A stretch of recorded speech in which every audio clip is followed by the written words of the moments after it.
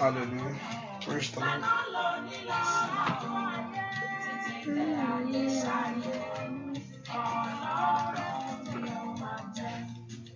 Hallelujah. Praise the Lord. Hallelujah. Hope you can hear me. Little pen bomb. Then bomb lorry.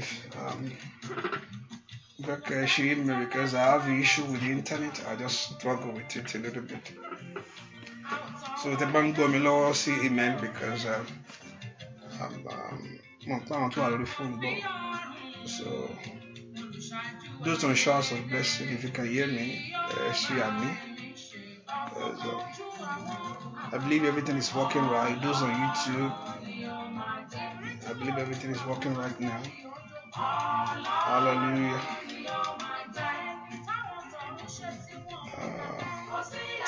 Lord, showers of blessing, amen. I just want to make sure everything is right. Okay, thank God. Yakagbadwa, orúkọ Jésù, orúkọ Jésù. Ìwọ Ọlọ́run tó pọ̀ ní pàtàkì gbé ọ̀gá fún àkókò lẹ́ẹ̀kan sí. Ìwọ tó ní wá tó mọ̀ wá tó ṣe mọ̀ gbogbo nípa wa. A gbé ọ̀gá fún orí ọ̀fẹ́ àtàǹfààní láti tọ̀ ìwọ Jésù yìí wá. A gbé fún wa lóhùn orí láti tọ̀ wọ́ wá. Ẹnìmọ̀ Ísírẹ́lì lórúkọ Jésù Olúwa gbọ́ ọpẹ́ wa. Ẹnìmọ̀ Ísírẹ́lì lórúkọ Jésù Olúwa gbà yín wá. Ìwọ kábíyèsí Ọlọ́run wa. Ìwọ tó ní ipá àtàgbà lọ́wọ́. Ìwọ tó ń ṣun gbogbo nù gbogbo. Olúwa bá àwọn èèyàn yìí pàdé. Oníkan wá o. Oníkan wá sọ́dọ̀ rẹ. Oníwọ Ọlọ́run yóò fi ìsinmi fún ọkàn wọn. Oníkan wá, oníwọ Ọlọ́run yóò mú àjàgà wọn kúrò. Oníkan wá, oníwọ Ọlọ́run yóò ṣe àtúnṣe ńlá. Olóṣòwò ńlá nínú ayé wa. Bàbá lórúkọ Jésù jọ̀ọ́ rí bẹ́ẹ̀. Ọ̀rọ̀ rẹ kó wá sí ìmúṣẹ. Ọ̀rọ̀ rẹ kó wá sí ìmúṣẹ. Ọ̀rọ̀ rẹ kó wá sí ìmúṣẹ. Ọ̀rọ̀ rẹ kó wá sí ìmúṣẹ. Ọ̀rọ̀ rẹ kó wá sí ìmúṣẹ. Nínú ayé ẹnìkankan lónìí lórúkọ Jésù jẹ́ kí ọ̀rọ̀ rẹ kó wá sí ìmúṣẹ. Bá Sátánì wí bá ogun wí. Ṣe ìyanu ńlá. A ó sì máa gbé ọ̀gá. Gbogbo ògo àtọlá yóò jẹ́ ti ìwọ Jésù. Láì lórúkọ Jésù Kristi. Olúwa àti olùgbàlà wa. Àmín. Àmín. Àmín lórúkọ Jésù. Ọmọ Ọlọ́run ó yá bẹ̀rẹ̀ sí dúpẹ́ lọ́wọ́ Ọlọ́run fún orí láti Jésù ṣe fún ayé rẹ lónìí. Ọba tí ò fi ọ́ sílẹ̀ fún ìgbà kan rí. Ọba tí ò jẹ́ ayé ṣe ẹ̀yẹ rẹ. Ẹni náà ń fẹ́ kó fi gbogbo ògo fún yìí. Ẹni tó tó bẹ́ẹ̀ tó ju bẹ́ẹ̀ lọ. Alágbára ńlá Ọlọ́run ìwòsàn.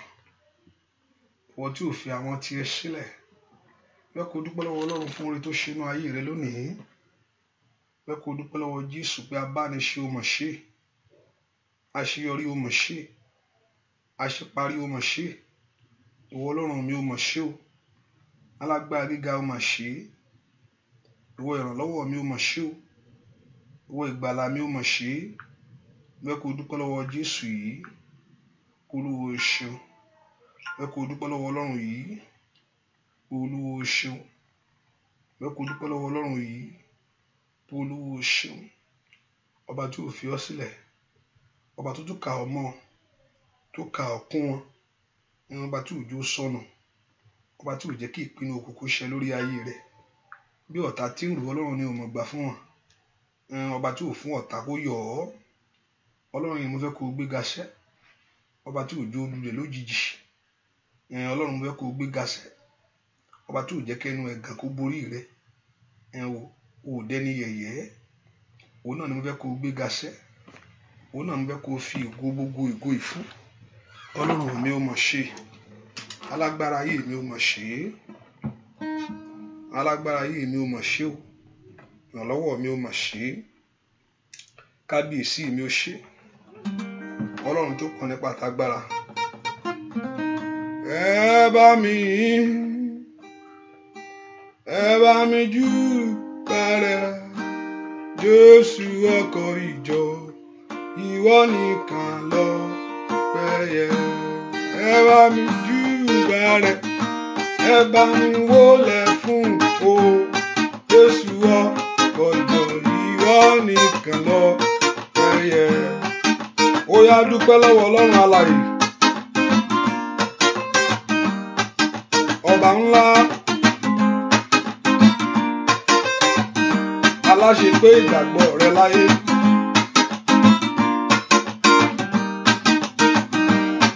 Ẹ bá mi júbà rẹ̀ sẹ́, ẹ bá mi wólẹ̀ fún o. Jésù ọkọ̀ ìjọ ìwọ nìkan lọ ẹyẹ. Ẹ bá mi júbà rẹ̀, Jésù ọkọ̀ ìjọ ìwọ nìkan lọ ẹyẹ. Olórí ogun ìwọ lọpẹ́ yẹ, ẹ ṣàdáyé ọpẹ́ mi máa rè o. Bàbá òun wá olórí ogun ìwọ lọpẹ́ yẹ, ẹ ṣàdáyé ọpẹ́ mi máa rè o. Bàbá olórí ogun ìwọ lọpẹ́ yẹ, kábíyèsí mi ẹ ṣàdáyé ọpẹ́ mi máa rè o. Bàbá òun wá olórí ogun ìwọ lọpẹ́ yẹ, ẹ ṣàdáyé ọpẹ́ mi máa rè o. Bàbá olórí ogun ìwọ lọpẹ́ yẹ, ẹ ṣàdáyé ọpẹ́ mi máa óyá. Olórí ogun ìwọ lọpẹ́ yẹ, ẹ ṣàdáyé ọpẹ́ mi máa rè o. Bàbá ẹ bá mi gbéga o, ẹ bá mi bàbá oníṣẹ́ ìyanu mi, àwa máa rí Ọlọ́run wa. Óyá o, ẹ bá mi gbéga o, ẹ bá mi bàbá oníṣẹ́ ìyanu mi, àwa máa rí Ọlọ́run wa. Ẹ bá mi gbéga o, ẹ bá mi bàbá oníṣẹ́ ìyanu mi, àwa máa rí Ọlọ́run wa. Ẹ bá mi gbéga, ẹ bá mi gbéga o, ẹ bá mi bàbá oníṣẹ́ ìyanu mi, àwa máa rí Ọlọ́run wa.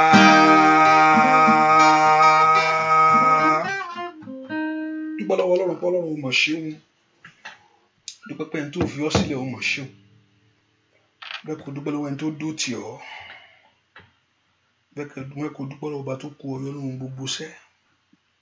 Jésù mi ò mọ̀ ṣe o. Jésù mi ò mọ̀ ṣe. Ọlọ́run ìyanu mi ò mọ̀ ṣe. Ìwọ tó ní mi tó mọ̀ mí tó mọ gbogbo ń pa mí. O ṣé olórí ayé mi sẹ́. Olórí ayé mi ò mọ̀ ṣe. Ọlọ́run mo gbé ọ̀gá lọ́wọ́lọ́wọ́ báyìí. Ìwọ tó ní ipá àti agbára lọ́wọ́. Bẹ́ẹ̀ kò dúpẹ́ lọ́wọ́ Ọlọ́run yìí. Ọba tí ò fi ọ́ sílẹ̀. Dúpẹ́ lọ́wọ́ Ọlọ́run yìí. Ọba tí ò jáyé ẹ̀yẹ rẹ sẹ́. Dúpẹ́ lọ́wọ́ Ọlọ́run yìí. Ọba tí ò jẹ́ kí ẹ̀gàn borí ayé rẹ. Jésù ṣe o. Gbọ́ àdúrà lórúkọ Jésù Kristi. Olúwa wa ń fẹ́ kó sọ fún Ọlọ́run. Ọlọ́run dárí àṣídé mi jì mí. Olúwa pa ẹ̀ṣẹ̀ mi rẹ́. Ẹ̀jẹ̀ Jésù wọ ẹ̀ṣẹ̀ mi nù. Olúwa pa ẹ̀ṣẹ̀ mi rẹ́. Rántí pé oní tó bá sọ pé yóò ní ẹ̀ṣẹ̀. Ó ní ẹni yẹn ń tan ara rẹ̀ jẹ ni. Ó ní òtítọ́ kò sí. Because there is no way you can do it. You need him. Say, I have no sin. No. There is no way you can survive it. You need him. So you need him. So ìbá sọ pé òun ò ní ẹ̀ṣẹ̀. Ó ń tan ara rẹ̀ jẹ ni. I don't know how you can survive this holy God. I don't know how perfect you can be before him. Mi ò mọṣẹ́ rere tó fẹ́ ṣe o. ètòtò níwájú Ọlọ́run pé ó kárìíra dá iṣẹ́ rẹ̀. Ó ní you are not saved by work, you are saved by grace, that no man should boast. You are saved by grace, the grace being given to you, that somebody paid the price for you.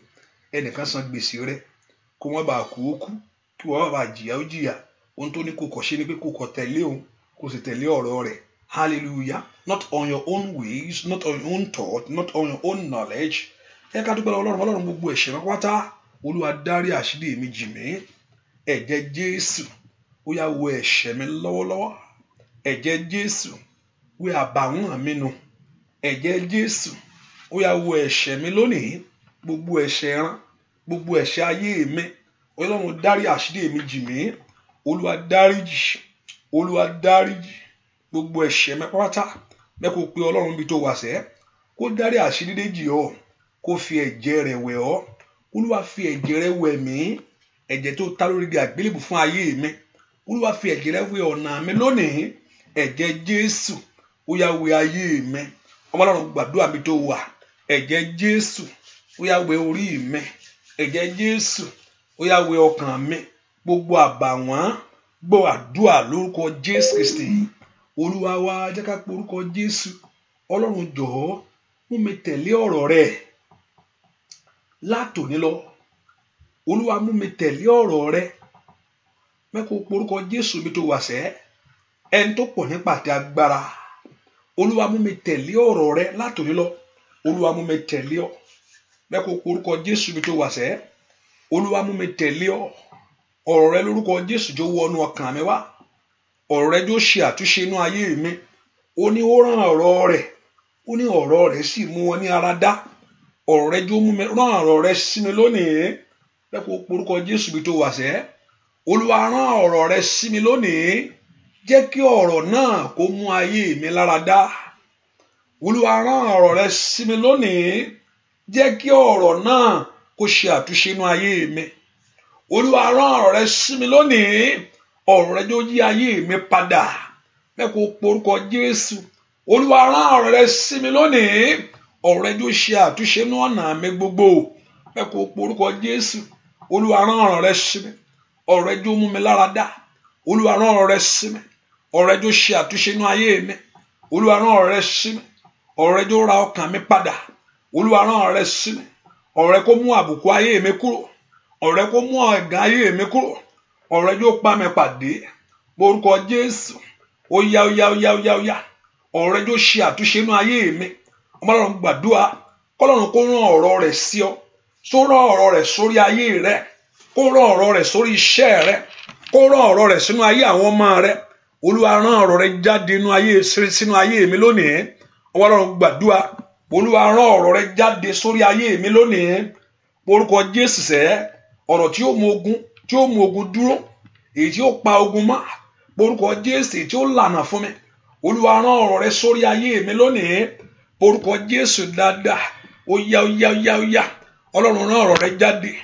Olúwa rán ọ̀rọ̀ rẹ̀ jáde. Ọ̀rọ̀ tí ń wo ayé ẹni sàn. Ọ̀rọ̀ tí ń tú ayé ẹni ṣe. Ọ̀rọ̀ tí ń ra ayé ẹni padà. Ní orúkọ Jésù. Ọ̀rọ̀ tí ń gba ìtọ́ ẹni fúnni. Ọ̀rọ̀ tí ń mú ayé ẹni lu àlùyọ. Orúkọ Jésù sẹ́.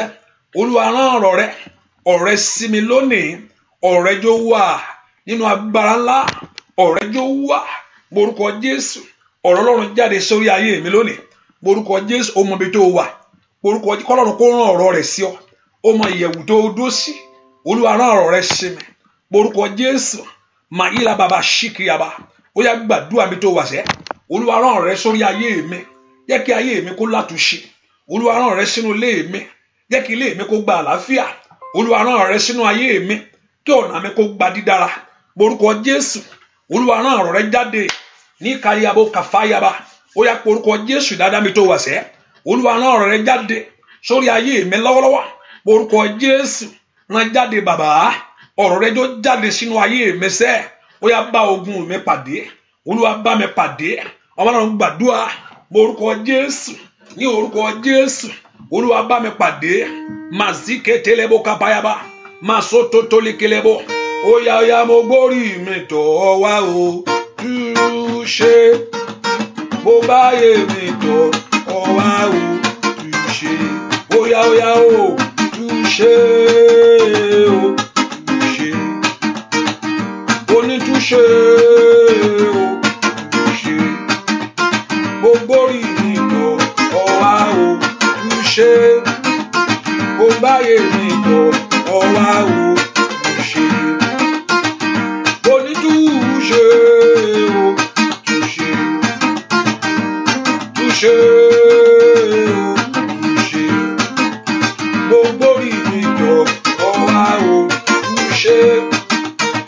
Báyé mi tọ̀ ọwá o túṣe óyá óyá óyá túṣe o túṣe túṣe o túṣe gbogbo rí mi tọ̀ ọwá o túṣe mo báyé mi tọ̀ ọwá o túṣe wọlú ní wá bàbá mo dé o ayé mi dọ̀wọ́ rẹ bá mi túṣe ìwọlú ní wá bàbá mo dé o orí mi dọ̀wọ́ rẹ bá mi túṣe ìwọlú ní wá sẹ́ bàbá mo dé o óyá óyá óyá o ayé mi dọ̀wọ́ rẹ bá mi óyá óyá óyá o ìwọlú ní wá bàbá mo dé o ayé mi dọ̀wọ́ rẹ bá mi túṣe bá mi túṣe bá mi óyá óyá bàbá mi óyá óyá bá mi túṣe óyá kó túṣe bá mi túṣe bá mi túṣe óyá o bá mi ayé mi sẹ́ bá mi ayé ọmọ mi bá mi ayé àmúlò mi bá mi óyá óyá bá mi nínú oṣù yìí bá mi lónìí sẹ́ bá mi nínú ọdún yìí bá mi óyá kó túṣe bá mi óyá kó yanjú ẹ̀ bá mi óyá óyá óyá bá mi óyá óyá bá mi túṣe ẹ kó orúkọ Jésù Olúwa ṣàtúnṣe ńlá nínú ayé mi jẹ́ kí ayé mi ká kó gba ojútùú lónìí Olúwa sọ ẹrù ayé ohun tó wọ̀ mí lọ́rùn ohun tó kà mí láyà ohun tó bà mí lẹ́rù Olúwa yanjú rẹ̀ lónìí bẹ́ẹ̀ kó orúkọ Jésù sẹ́ mo ní ohun tó bọ̀ ọ́ lẹ́rù ohun tó kà ọ́ láyà ní orúkọ Jésù Olúwa yanjú rẹ̀ lónìí ìwọ tí ń tú orí ẹni ṣe ìwọ tí ń tú ayé ẹni ṣe ìwọ tí ń fa ayé ẹni jáde lọ́wọ́ ìṣòro ayé mi mà dọ́wọ́ rẹ bàbá ọ̀nà mi mà dọ́wọ́ rẹ Olúwa tú ayé mi yìí ṣe ayé mi Olúwa tú ṣe Olúwa yanjú ọ̀rọ̀ ayé mi Ọlọ́run porúkọ Jésù kí Ọlọ́run tó pọ̀ nípa àti agbára kó yanjú ọ̀rọ̀ rẹ sẹ́ kí orí rẹ kó gbáre láyé Olúwa yanjú ọ̀rọ̀ ayé mi kí orí mi kó gbáre láyé Olúwa yanjú ọ̀rọ̀ ayé àwọn ọmọ mi kí ayé wọn kó gbáre láyé Olúwa yanjú ọ̀rọ̀ iṣẹ́ mi kí iṣẹ́ mi kó gbáre láyé Olúwa yanjú ọ̀rọ̀ mi sẹ́ ọ̀rọ̀ mi kó gbáre ẹ porúkọ Jésù gbogbo tó ka ayé mi láyà ní orúkọ Jésù óyá óyá óyá óyá óyá màtólì ababa káfàyàbọ porúkọ Jésù sẹ́ Olúwa yanjú rẹ̀ Olúwa yanjú rẹ̀ gbọ́ àdúà lórúkọ Jésù Kristi Olúwa wá ẹ porúkọ Jésù Ọlọ́run ohun tí mi ní ọ̀nà àbáyọ fún Olúwa lànà fún mi nǹkan mi máa ń bẹnu ayé èèyàn tẹ́ pé wọ́n gan ò mọ ibi tó gbà sí porúkọ Jésù Ọlọ́run ohun tí mi ní ọ̀nà àbáyọ fún ayé mi sẹ́ Olúwa lànà ńlá ìwọ ọ̀nà là ìwọ ọ̀nà là ìwọ ọ̀nà là bẹ́ẹ̀ kó porúkọ Jésù dáadáa Ọlọ́run tó pọ̀ ní pàtàgbára ohun tí mi ní ọ̀nà àbáyọ fún Olúwa lànà fún mi sẹ́ obi tí mi bí ṣe gbà Olúwa lànà sẹ́ Olúwa lànà àṣeyọrí mi lónìí Olúwa lànà ìbùkún mi lónìí Olúwa lànà ògo mi lónìí porúkọ Jésù ohun tó lọ́nà fún pé kí Ọlọ́run kó lànà ńlá fún ọ. Olúwa lànà fún ayé mi ní orúkọ Jésù. Olúwa lànà iṣẹ́ mi. Olúwa lànà ìwé ìgbélú mi. Èmi ò mọ nǹkan tó ń gbọ́ Ọlọ́run gbọ́ fún. Orúkọ Jésù sẹ́, ìwọ ọ̀nà ńlá là níwájú mi lónìí. Ohun tí mi ní ọ̀nà fún, ohun tí mi lágbára lórí rẹ̀, Ọlọ́run yanjú rẹ̀ fún mi lónìí. Ó yá ó yá ó yá ó yá. Yanjú ọ̀rọ̀ ayé mi. Yanjú ọ̀rọ̀ ayé mi. Yanjú ọ̀rọ̀ ayé mi. Dá ìkólọ padà. Yanjú ọ̀rọ̀ ayé mi. Dá ìbùkún padà. Yanjú ọ̀rọ̀ ayé mi. Dá ògo padà. Orúkọ Jésù bí tó wà. Kí Ọlọ́run kó yanjú ọ̀rọ̀ ayé rẹ ni. Kó dá ògo padà. Kó dá ìbùkún padà. Kó dá àṣeyọrí padà. Orúkọ Jésù. Olúwa yanjú ọ̀rọ̀ ayé mi. Ó yá ó yá ó yá. Lónìí ni kó yanjú ẹ̀. Ní orúkọ Jésù. Olúwa yanjú ọ̀rọ̀ ayé mi. Ohun tó kà mí láyà. Ohun tó bà mí lẹ́rù. Ohun tí mi ní ọ̀nà fún. Ní orúkọ Jésù. Olúwa yanjú ọ̀rọ̀ ayé mi. Ó bá gbà dáadáa. Lónìí kó yanjú ẹ̀. Ọ̀rọ̀ ayé mi kó ní ìyanjú. Ọ̀rọ̀ ayé àwọn ọmọ mi kó ní ìyanjú. Ọ̀rọ̀ iṣẹ́ mi kó ní ìyanjú. Orúkọ Jésù sẹ́, k'Ọlọ́run kó dá ògo padà. Ó yá dá ògo padà. Ọ̀rọ̀ mi ní ìyanjú lónìí. Olúwa gbẹ̀tọ́ mi fún mi. Ọ̀rọ̀ mi ní ìyanjú lónìí. Àní porúkọ Jésù níbi tó wà sẹ́, kí ọ̀rọ̀ ayé rẹ kó ní ìyanjú. Kí ọ̀rọ̀ iṣẹ́ rẹ kó ní ìyanjú. Kí ọ̀rọ̀ ayé ọmọ rẹ kó ní ìyanjú. Orúkọ Jésù.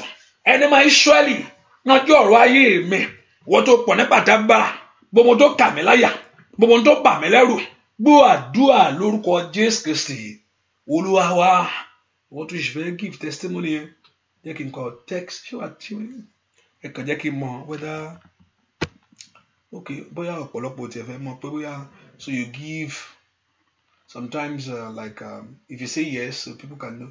So ọ̀pọ̀lọpọ̀ fẹ́ kàn mọ̀ lórí Facebook or so you can text me. So you can text my number. So I just know you. So you don't have to put a comment there. So people look at your comment and say, "Oh, momento sorrow here now." So if you want to give your testimony, just let me know. And also if you have those that have shared their own with me, if you just want me to tell people, I don't know, if you want me to just silent about it. Hallelujah. So if you want to just text 240-593-2570, whether on WhatsApp or Facebook, so you can say I will give. So you don't have to put it out the comment out there. Hallelujah. So you don't have to put the comment out there. So like it's you. So you can just text me directly on message me. Hallelujah. Hallelujah. So if you want to give a testimony, so just give a testimony. Praise the Lord. Hallelujah. And also maybe the testimony that I hear, they maybe encourage what to bang back, but don't give up on yourself. Maybe the sister is here. I don't know whether she's listening to me. Sometimes the Lord will perfect everything for you. As she said, I'm just giving her a testimony. I don't know, even though I don't know her name. If the person called her, I don't know her name, but I know I just remember the testimony now. So she believed God. She came to the program and she believed God for a miracle. And something happened on that day. And she have said that they deny her. She put 2 people in and they deny her one deny Arabini anything. So I thought everything there's no way. And also she has to go and sign in. Well, wait, woman sign in. Maybe Tomatian sign see. And she have said that even though the lawyer told her don't go, that if you go now you don't have any case in, but she filed another paper. We won't file me in. So but on debe. How important is it? But I'm just sharing it. So but on debe our immigration but I remove you from the list to sign in anymore. I remove you that way. Even though our immigration and even the lawyer told her that she has voice of me with that is come on did they move your cool release me why my sign name they took her off from that list and also she was telling the person we you have removed you from the list truly she felt disappointed at one point in time. So it's not over. Don't give up. Why am I saying this? Don't give up on yourself. It's because she talked to me on that day. I could remember she's asked me that, one day deny only. But God Almighty also. But I know that Lord Jehovah God will complete it. Hallelujah. The Lord Jehovah God will perfect. So removing her from the list. From around pé má wá sign him pé mo yọ orúkọ ẹ kúrò níbí ṣáà máa lọ mọ̀ pé Ọlọ́run ìyanu yẹn náà á wá fún arábìnrin yẹn fún ara rẹ̀ ni ó sọ ọ́ nígbà tí Ọlọ́run bá ṣe iṣẹ́ ìyanu rẹ̀. So just to, if anything happen to you, don't give up first. Just believe God. God is channeling your life to somewhere. Ọlọ́run mú yẹn lọ. Ọlọ́run ń dójú tẹ́ ẹni tó gbẹ́kẹ̀lé o. But me sometimes we feel disappointed sometimes. Á dàbí pé Ọlọ́run disappoint me. No, kò disappoint ẹ. He's working something else for you. Even though the lawyer told her, don't go. Tó bá lọ wá mú ẹ lẹ́ o. And ibi tó yẹ kán ti múlẹ̀ náà ni wí kó má wà mọ́. Hallelujah. So so if you want to give your testimony also, let me know, just text me. Also, if you want me to share it, I share it. If you want me to keep it, I keep it. Hallelujah. Ọlọ́run tó pọ̀ ní pàtàgbà jẹ́ kí ọ̀rọ̀ ayé mi jẹ́ ó ṣeé ṣe fún mi. Ọ̀pọ̀lọpọ̀ gbé ọ̀rọ̀ ayé rẹ̀ tì. Rí pàtólì kádàbà ó ṣìkìyàbà. Ọ̀pọ̀lọpọ̀ ó gbé ọ̀rọ̀ ayé rẹ̀ tì. Ẹ̀yin ká porúkọ Jésù jẹ́ kí ọ̀rọ̀ ayé mi jẹ́ ó ṣeé ṣe fún mi. Mẹ́kò porúkọ Jésù mi tó wà sẹ́, Mayitali Predosu Tayaba. Jẹ́ kí ọ̀rọ̀ ayé mi jẹ́ ó ṣeé ṣe fún mi. Má jẹ́ ń gbé tì. Má jẹ́ ń gbé tì. Mẹ́kò porúkọ Jésù mi tó wà sẹ́, jẹ́ kí ọ̀rọ̀ ayé mi jẹ́ ó ṣeé ṣe fún mi. Mẹ́kò porúkọ Jésù materia baba ṣíkèlébò. Ó yá porúkọ Jésù dáadáa. Jẹ́ kí ọ̀rọ̀ ayé mi jẹ́ ó ṣeé ṣe fún mi. Porúkọ Jésù mi tó wà. Ó yá porúkọ Jésù. Ọ̀rọ̀ ayé mi jẹ́ ó ṣeé ṣe fún mi. Ó yá. Porúkọ Jésù mi tó wà sẹ́. Ọlọ́run tó pọ̀ nípa àti agbára.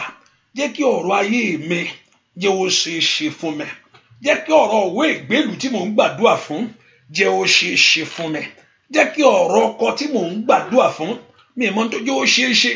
Ẹ̀yin ogun ọ̀run ẹ gbà mí láyè. Orúkọ Jésù dáadáa. Ẹ̀yin ogun ọ̀run ẹ gbà ayé mi láyè. Ní orúkọ Jésù ẹ gbà mí láyè lórílẹ̀-èdè yìí. Tí ọ̀run bá gbà ọ́ láyè, ó dán kí ó ṣeé ṣe. Ẹ porúkọ Jésù.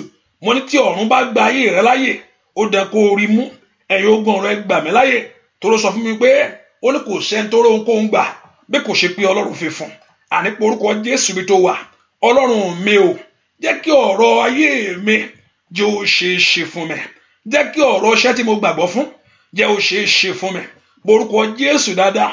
Mazite kelaba baba oshikiyaba. Mando bredo totoli kelaba. Mazoko palaba oshikiyaba. Gbọ́ lórúkọ Jésù Kristi. Olúwa wa. Gbọ́ lórúkọ Jésù Kristi. Olúwa wa. So while I'm giving testimony and somebody wrote again, so we continue in prayer. He said, I just want to thank God for delivering me from premature death through boat accident on August 31st on my way to work. Ó ní pé Ọlọ́run ó kó wọn yọ nínú ewu accident. I know maybe, And also I want to thank God to proving himself in my life that one of my family on Friday, the thief who had been terrorizing the estate where we live was caught breaking into our house. God forbid him and his God were valuable were could not God go with anything from the house. He was taken to the police. And tó ń jà wọ́n lólè. Ọlọ́run yọ wọ́n ní ewu accident and also ẹni tó ń jà wọ́n lólè. It's a testimony. Ṣé ìgbà tí èèyàn bá ṣiṣẹ́ fún 20 years tó ṣiṣẹ́ fún kẹ́nìkan dé tó wọlé lọ́jọ́ kan tó dẹ̀ kú. Òun Bíbélì pé ìwọ kò gbọdọ̀ jalè. Because you work for something for years and then ẹnìkan kàn dé níjọ́ kan. Tó bá jẹ́ pé wọ́n tẹ̀ tún mú olótẹ̀tẹ̀ dá, wọ́n á tún fún olú ẹ̀ ń fún ọ̀nà tó dá. Wọ́n tún lu olú ẹ̀ lórí nǹkan tí ò ṣiṣẹ́ fún. Á tún wọlé, á tún máa lu ẹni ẹlẹ́ni. Á tún lù lórí nǹkan tí wọ́n ò ṣe. Kò tẹ̀ tún dọ̀bálẹ̀ pé ó yẹ gbé wá fún mi jẹ́jẹ́. Kò sọ bẹ́ẹ̀ o. Akó bàtánì fún olú ẹ̀. Hallelujah. a tún gbé nǹkan lọ tó yàn ṣiṣẹ́ fún olè ẹ̀mí olè ara ò ní jẹ́ ọ. So we thank God for it. And also somebody is texting me that I want to share a testimony. So if you want to share a testimony, just call my number 240-593. I will allow this sometimes, but I will not allow it all the time. Like I will allow some days you give your testimony. So if you have a testimony, you give it because. So okay, I just want you to testify to the glory of God during my last prayer, my fasting with. Okay, I will give. Oh, okay. Okay, let me look at it. I'm looking at the testimony. Is it okay? Okay, you want to give a test? You say you want to give a testimony to the glory of God. Okay, so you can call my number. Just let me know if you can call my number. If my number 240-593-2570. Bẹ́ẹ̀ kó porúkọ Jésù sẹ́, ẹ yóò gbọ́ ọ̀run ẹ gbà fún ayé mi, ẹ gbà fún ayé mi sẹ́, ẹ gbà fún ayé àwọn ọmọ mi, ẹ gbà fún mi kí ayé mi kó dára ní ọdún yìí, ẹ yóò gbọ́ ọ̀run ẹ gbà fún mi kí ọ̀nà mi là, bẹ́ẹ̀ kó porúkọ Jésù. Ẹ gbà fún mi kẹ́ jẹ́ kí n láṣeyọrí láyé Mandoli adababa kishikiyaba. Morúkọ Jésù kí Ọlọ́run kó gbà fún ọ, kí ogun ọ̀run kó gbà fún ọ fún ohun tó ń wá yẹn. Ó yẹ fún mi rí, ó yá ọmọ Ọlọ́run gbàdúrà, ó yẹ fún mi rí, ó yá fún mi ṣe, ó yá kan fún ọ ṣiṣẹ́, ó yá ẹ̀yin ogun ọ̀run ẹ gbà fún mi, ó yá lórúkọ Jésù. Màtó mo dọ́dọ̀ Jésù mo débẹ̀ o, mo dọ́dọ̀ Jésù mo débẹ̀ o, ibi orí mi á ti dára mo débẹ̀ o, ó yá mo dọ́dọ̀ Jésù mo débẹ̀ o, ó yá o, mo dọ́dọ̀ Jésù mo débẹ̀ o, ó yá ibi orí mi á ti dára mo débẹ̀ o. Oya lórúkọ Jésù. Oya òbí débẹ̀. Ọba tí ń ṣàtúnṣe inú ayé ẹni sẹ́. Ọba tí ń lo ayé ẹni lọ́wọ́. Oya lórúkọ Jésù. Mo dọ́dọ̀ Jésù. Mo débẹ̀ o. Bàbá. Mo dọ́dọ̀ Jésù. Mo débẹ̀ o. Ibi orí mi á ti dára mo débẹ̀ o, ó yá mo lọ́dọ̀ Jésù mo débẹ̀ o, ó yá mo lọ́dọ̀ Jésù mo débẹ̀ o, ó yá ibi orí mi á ti dára mo débẹ̀ o, mo lọ́dọ̀ Jésù mo débẹ̀ o, àríyànjábò mo lọ́dọ̀ Jésù mo débẹ̀ o, kábíyèsí. Ibi orí mi á ti dára mo débẹ̀ o, ó yá o, mo lọ́dọ̀ Jésù mo débẹ̀ o, ó yá o, mo lọ́dọ̀ Jésù mo débẹ̀ o, bàbá ibi orí mi á ti dára mo débẹ̀ o, ibi ayé mi á ti dára sẹ́ mo débẹ̀ o, ó yá ibi orí mi á ti dára mo débẹ̀ o, ibi iṣẹ́ mi á ti dára ó débẹ̀ o, ó yá yìí orí mi á ti dára ó débẹ̀ o, ibi ayé mi á ti dára sẹ́, ibi orí mi á ti dára ó yá lórúkọ Jésù. Ayé kàtàyà lọ, ibi orí mi á ti dára ó débẹ̀ o, ibi ayé mi á ti dára sẹ́. Bàbá mi máa yí orí mi á ti dára ó débẹ̀ o. Orúkọ Jésù Ọlọ́run mo gbórí mi dé. Ẹ̀yin ogun rẹ gbà mí láyè. Gbogbo agbára tí ń dì mí lọ́wọ́ tí ò fẹ́ jẹ́ kí n láṣeyọrí oríire. Gbogbo agbára tí ń fari èmi sẹ́yìn. Gbogbo ọ̀pọ̀lọpọ̀ àrò pé ojú lásán pé àrò pé just a natural thing. Mo máa sọ fẹ́ kò sí nǹkan tó natural láyé. Ẹni tó fọ́ 40. Wọ́n fún 40 kò natural o, 40 tán fún yẹn kò natural o. There's nothing natural because God himself is a natural God, is a spirit. And to control ayé, so there's nothing natural. Ohun tó máa Sátánì ó máa ń gọ síbi nǹkan ni. Things is not just happen.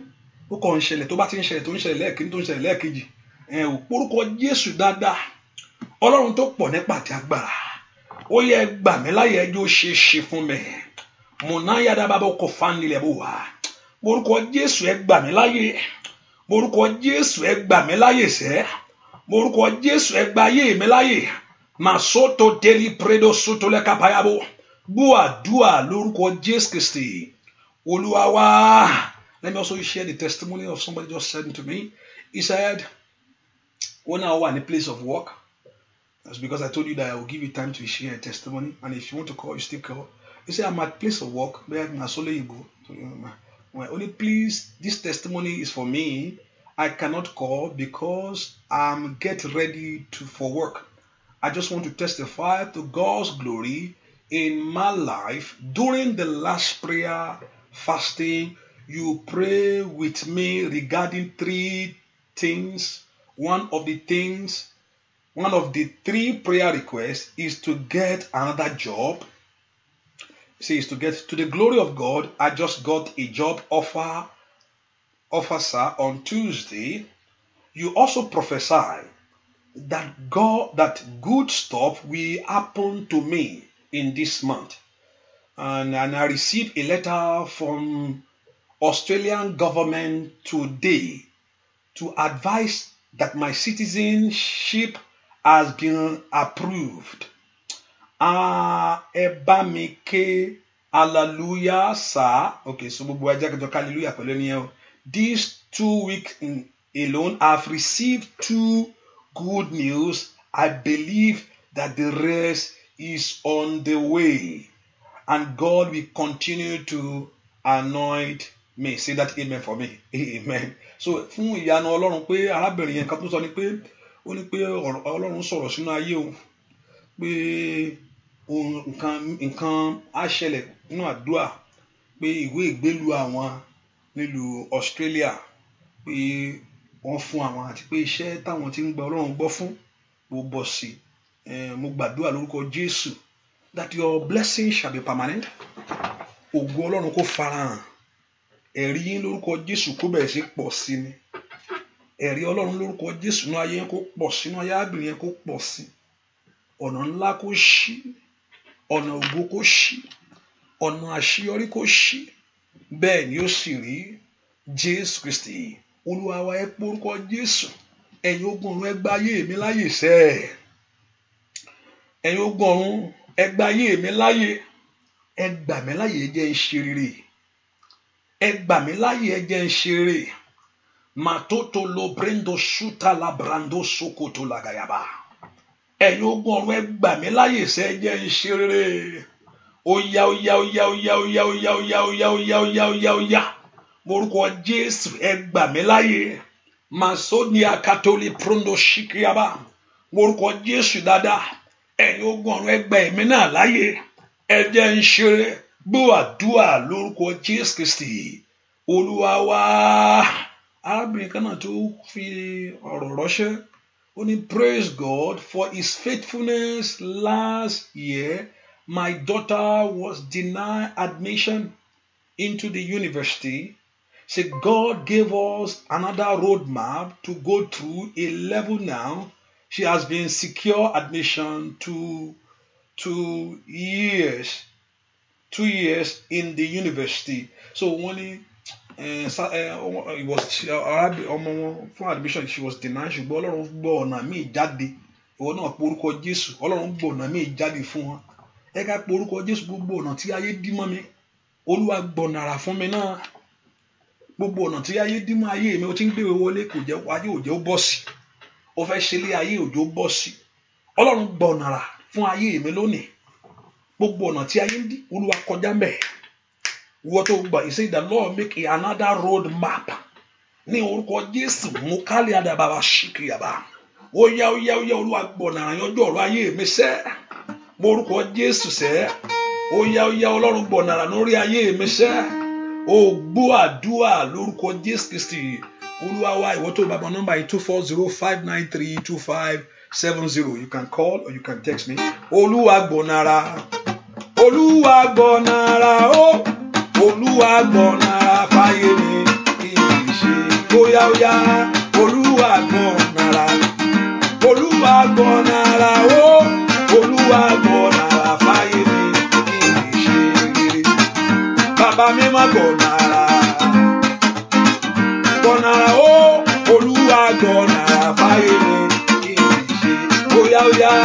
Olúwa gbọ̀nàrà, Olúwa gbọ̀nàrà, ó Olúwa gbọ̀nàrà fáyé mi kí n lè ṣe rere.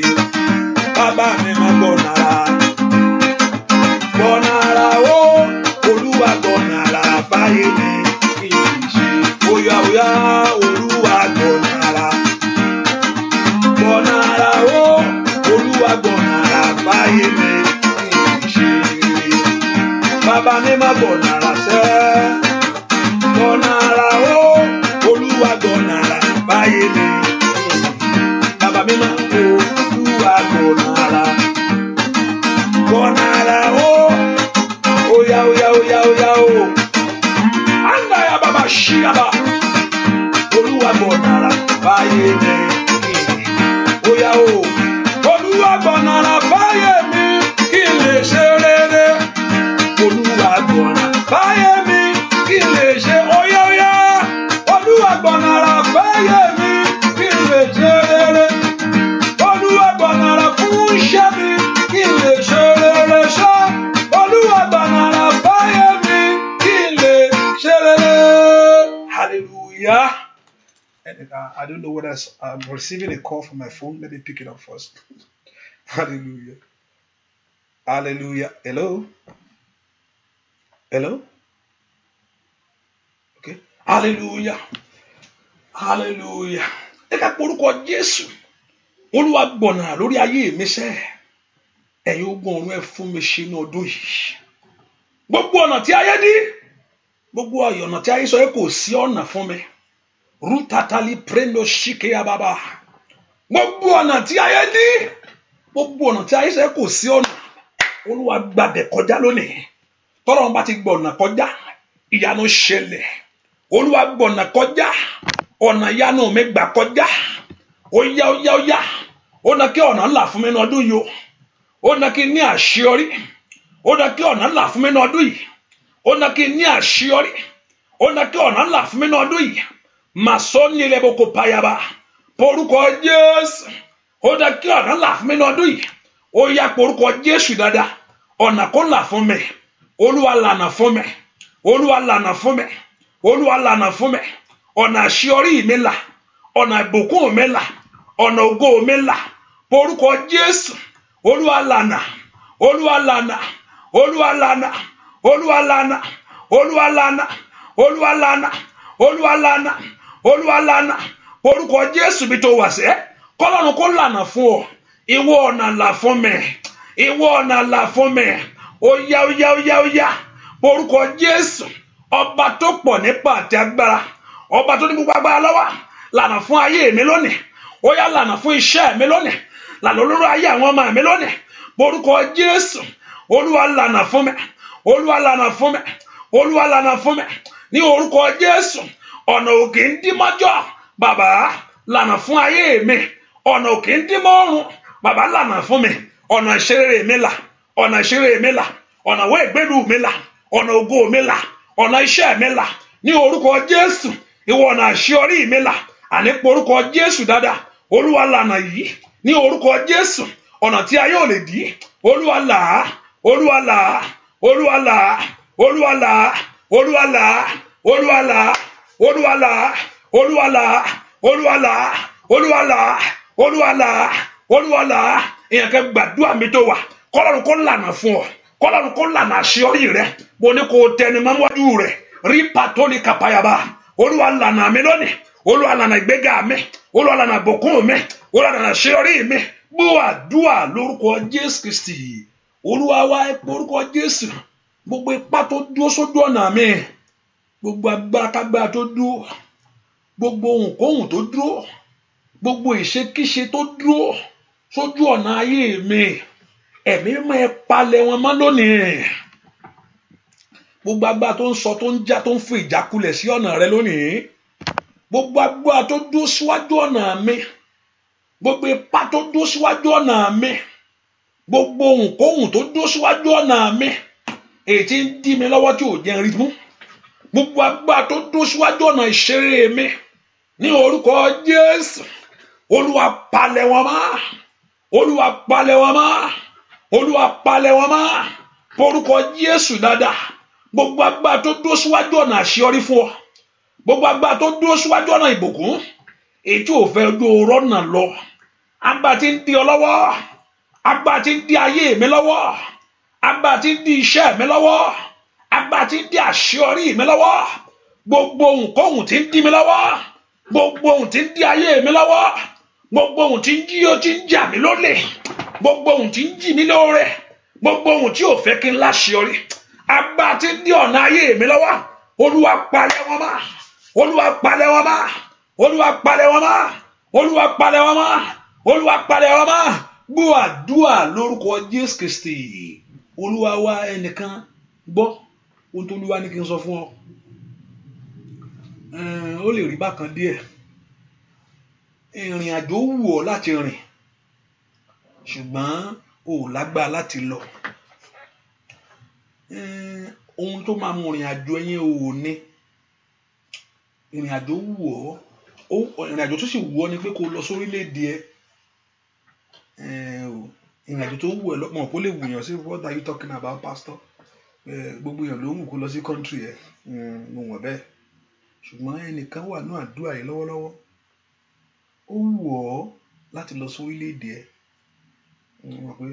Mọ̀ pé Yorùbá mọ̀ ń sọ fún everybody.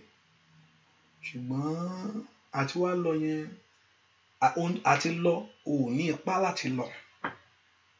Àti gbégbèsè yẹn ò tiẹ̀ tó bá gbé, o ti mọ̀ pé tó bá gbégbèsè yẹn láti lọ báyìí, ti mọ̀ pé wrong choice ni. But ó sì wù ọ́ láti lọ. I hope it's a testimony. Let me see. Let me just hold on. Hold on, let me just see. Hello? Hello? Okay. Oh, no. You want me to pray for your word? Okay, let me call later. I'm on the prayer line. Okay. So, those that want to give testimony call, that's only those that, or you text me first. So, no prayer today. Hallelujah. So, arábìnrin láti lọ sórílẹ̀-èdè yẹn ṣùgbọ́n kò sí ipá. Mo wá sọtẹ́lẹ̀ sínú ayé ẹ lónìí pé o mọ bó ṣe máa débẹ̀, ṣùgbọ́n ìrìn àjò yẹn á bọ́ sí láìpẹ́ yìí. Èní ní oṣù kẹsàn-án nínú ọdún yìí, oṣù kẹsàn-án rèé nínú ọdún yìí, kó tó wá di oṣù mẹ́fà kádàdá tàbí 6 months to this time, kó tó di oṣù mẹ́fà, oṣù kẹsàn-án rèé, so kọ́dún tó parí mẹ́ta lókù, wàá mú mẹ́fà mọ́. Ìrìn àjò yẹn wàá ríra rẹ pò rìn, wàá sì rántí ọ̀rọ̀ yìí. Ìrìn àjò pé kòkó ò lè rìn yẹn, wàá rí rẹ pò rìn. Wàá rí ẹnu ọ̀gbìn pé wọ́n kò dẹ̀ ń ṣe, kò ní já sí ìtìjú, because ìrìn àjò lè pọ̀ oríṣiríṣi, ṣùgbọ́n yóò jẹ́ fún ohun ògo tó wà fún wa pé Ọlọ́run Ísírẹ́lì ó ṣàánú fún ọ. Káàntì rárá 1, 2, 3, 4, 5, 6 months. Wàá rí pé ìrìn àjò yẹn wàá bá rẹ ń bẹ̀, pé ìrìn àjò yẹn máa ṣẹlẹ̀, wàá dé ìrìn àjò yẹn. Bẹ́ẹ̀ ni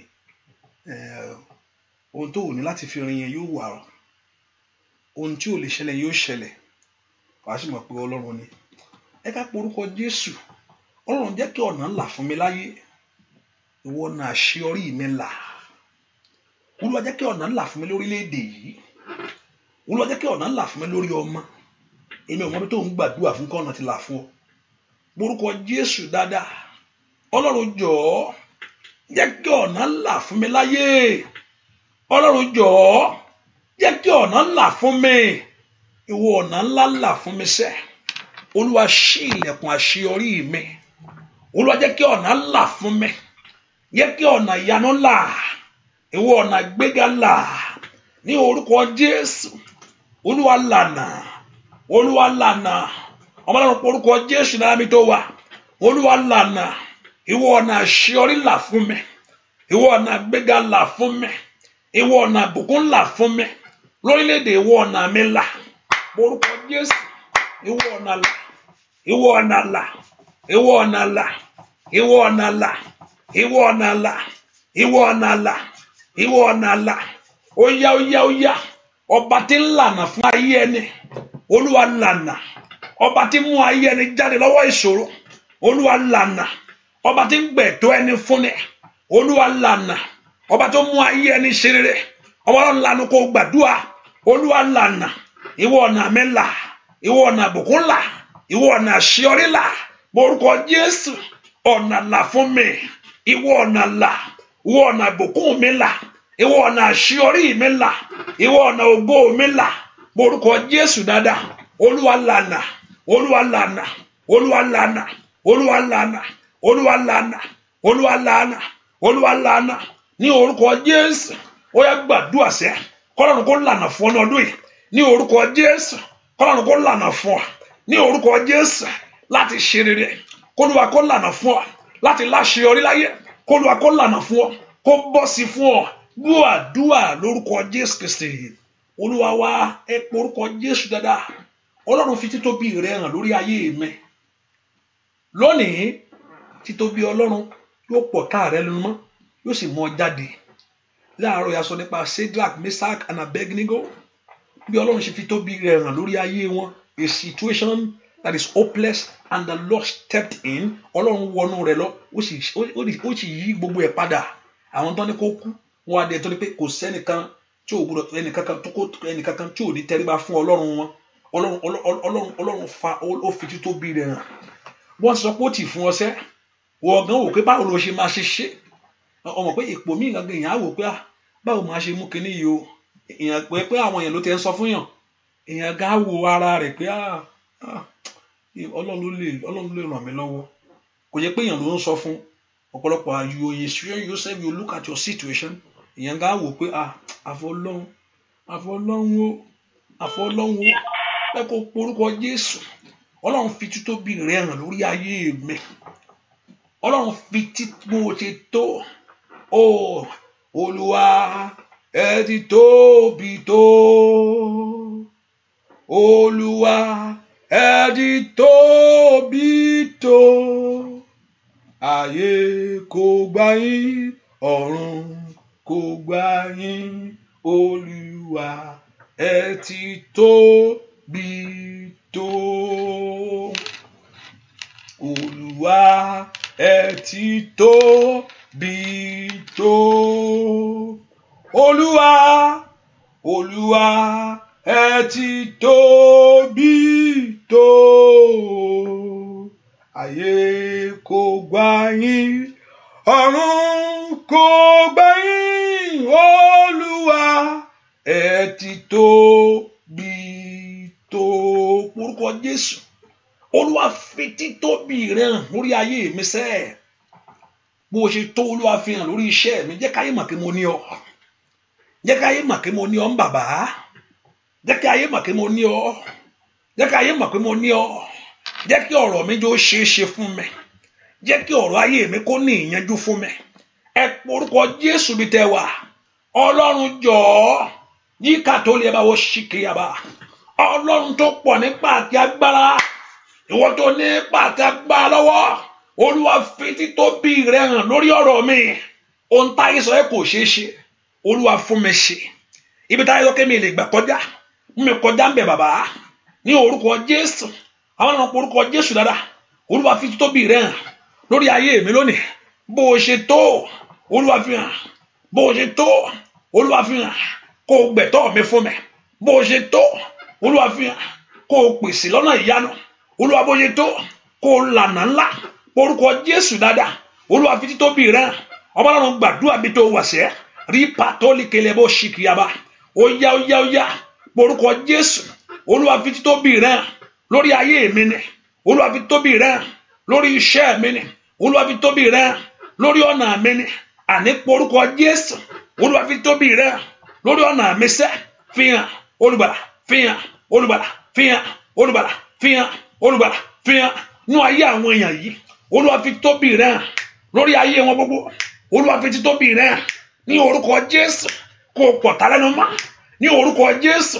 Kó mú wọn jáde nú ìyà, kó mú wọn jáde nú ẹ̀gàn, kó mú wọn jáde nú òṣì. kó mú wọn jáde nínú àbùkù àní porúkọ Jésù kí Ọlọ́run ọ̀run o kó fi títóbi rẹ̀ hàn, kó fi títóbi rẹ̀ hàn lórí ayé rẹ̀ ní orúkọ Jésù. Gbogbo tí ayé ti bàjẹ́, mo ń táyé tó ti parí, Olúwa fi hàn, Olúwa fi hàn. Gbọ́ àdúrà lórúkọ Jésù Kristi Olúwa wa. Ẹ porúkọ Jésù. Àní Ọlọ́run tó pọ̀ nípa àtàgbàrà, mo ní kó fi títóbi rẹ̀ hàn lórí ayé mi ni, kí ayé mi kó gba ojútùú. Mẹ́ kó fún mi ní ẹ̀rí jẹ́ láyé. Olúwa mẹ́ kó fún èmi ilé ẹ̀rí jẹ́. Olúwa fi títóbi rẹ̀ hàn lórí iṣẹ́ mi. Mantoli adaba ó sì kílẹ̀ boko pranda yabo. Borúkọ Jésù bí tó wà sẹ́, Ọlọ́run àkókò ti tó. Fi títóbi rẹ̀ hàn lórí ayé mi sẹ́. Ọlọ́run àkókò ti tó. Fi títóbi rẹ̀ hàn lórí iṣẹ́ mi sẹ́. Olúwa àkókò ti tó. Fi títóbi rẹ̀ hàn lórí iṣẹ́ mi sẹ́. Àmẹ́kọ̀ porúkọ Jésù bí àkókò ìyanu rẹ̀ tó, kí Ọlọ́run ọ̀run o kó fi títóbi rẹ̀ hàn lórí ayé rẹ̀ ni. Olúwa fi títóbi rẹ̀ hàn lórí ayé mi, kí ọ̀rọ̀ mi kó gbójútùú. Olúwa fi títóbi rẹ̀ hàn kí ọ̀rọ̀ mi kó gba ojútùú ní ọdún yìí. Ó yá gbogbo tí ò ṣe ṣe fún mi, ẹ̀yin ogun ọ̀run ẹ fún mi ṣe. Borúkọ Jésù gbogbo tí mi lè dé, Olúwa mi kọjá bẹ̀. Ó yá ọ̀nà àbáyọ kó là fún mi sẹ́. Fi títóbi agbára rẹ̀ hàn. Ọlọ́run lanu kó gbàdúrà. Olúwa fi títóbi agbára rẹ̀ hàn lórí ayé mi ni. Olúwa fi hàn kí ẹ̀tọ́ mi kó padà wá, kí àṣeyọrí mi kó dé. Porúkọ Jésù Olúwa fi títóbi rẹ̀ hàn nínú ayé mi lónìí. Rí pátólì keperosia ló ń délé boko file kò tẹ̀yà. Ó yá gbàdúrà títóbi Ọlọ́run farahàn nínú ayé àwọn èèyàn yìí. Títóbi Ọlọ́run farahàn lórí iṣẹ́ àwọn èèyàn yìí. Títóbi Ọlọ́run farahàn nínú ayé àwọn ọmọ yìí ní orúkọ Jésù. Títóbi ìrẹsẹ̀ porúkọ Jésù. Gbọ́ àdúrà lórúkọ Jésù Kristi Olúwa wa. Ẹnìkan mo gbàdúrà lónìí, gbogbo ẹnu àbùkù àtẹnu yẹ̀yẹ́, ẹnu tí ayé fi ń gàn lónìí àtòun tó fi ń gàn wá yẹn, ní orúkọ Jésù kọ́lọ́run kó mú kúrò. Ohun táyé sọ pé ò ní ìlọ́po, kọ́lọ́run kó dá padà fún ọ. Mo pàṣẹ ní orúkọ Jésù, ẹnu ẹ̀gàn àtẹnu àbùkù kó dópin. Ibi tí ayé ti ń gàn ọ́ kó dópin. Ṣàmì dáadáa. Ibi tí ayé ti ń gàn ọ́ kó dópin. Mo ní kó ṣàmì. Ibi tí ayé ti ń ṣe yẹ̀yẹ́ rẹ kó dópin. Ohun tí ayé fi ń ṣe yẹ̀yẹ́ rẹ kó dópin. Ẹnìkan mo ní kó ṣàmì yìí. Ohun tí ayé fi ń ṣe yẹ̀yẹ́ rẹ kó dópin. Mo ní ẹnu ẹ̀gàn rẹ kó dópin. Ohun tó sọ pé o lè ṣe kó Olúwa fún ọ ṣe o. Ibi tó ní o lè dé kó Olúwa kó mú ọ ju bẹ̀ lọ. Ẹni tí ń lànà fún ayé ẹni kó lànà fún ọ. Ẹni tí ń gbé orí ẹni sókè kó gbórí rẹ sókè ní orúkọ Jésù. Ẹni tí ń ran ayé ẹni lọ́wọ́ kó ràn ọ́ lọ́wọ́. Ẹni tí ń ṣàtúnṣe nínú ayé ẹni kó ṣàtúnṣe ayé rẹ. Wọ ọ̀nà àbáyọ èyí tí ayé ò lè dí. Ìwọ ọ̀nà àbáyọ èyí tí ayé ò lè dí. Ìwọ ọ̀nà àbáyọ èyí tí ayé ò lè dí. Ìwọ ọ̀nà ìṣerere èyí tí ayé ò lè dí. Ìwọ ọ̀nà ògo èyí tí ayé ò lè dí. Ní orúkọ Jésù lónìí kọ́lọ́run kó là á. Oh, masandelebo comprando ketelebo.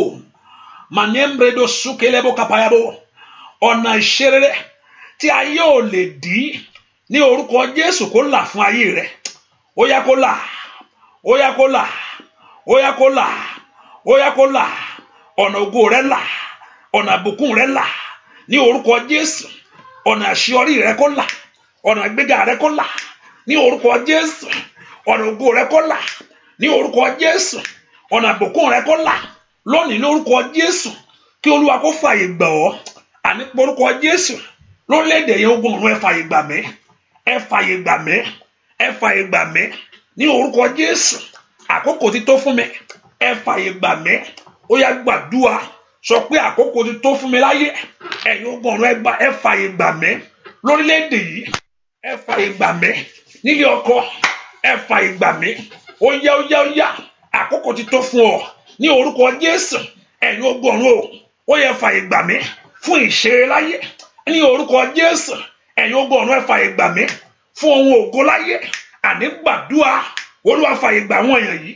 Kólúwa kó fàyè gbọ́. Kó fàyè gbọ́. Kó fàyè gbọ́.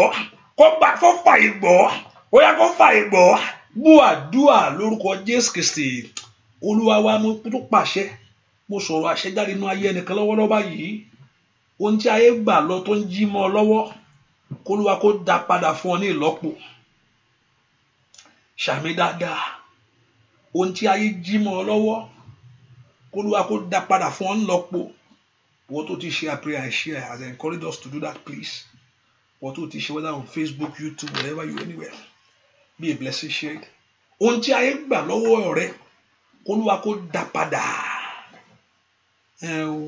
k'Olúwa kó dá padà mo tún gbàdúrà fẹ́ nìkan ohun tó máa ń jẹ́ kí òkùnkùn ó wà ní ọ̀nà ènìyàn pé tí èèyàn bá ti lọ sí èèyàn tí ń gbé gbèsè kan ní òjijì òkùnkùn á bolẹ̀ ẹni ò ní rí ọ̀nà mọ́ ohun tí ó ń fi òkùnkùn sí ọ̀nà rẹ lónìí tí òjò orí já tí òjò orí débẹ̀ lónìí lórúkọ Jésù òun náà kó parẹ́ tó o bá ti ń gbé kó láṣeyọrí tó o bá ti ń ṣe kó ṣeé ṣe fún ọ ìwọ òkùnkùn ní ọ̀nà ayé ẹni yìí ní orúkọ Jésù kó jáde kó parẹ́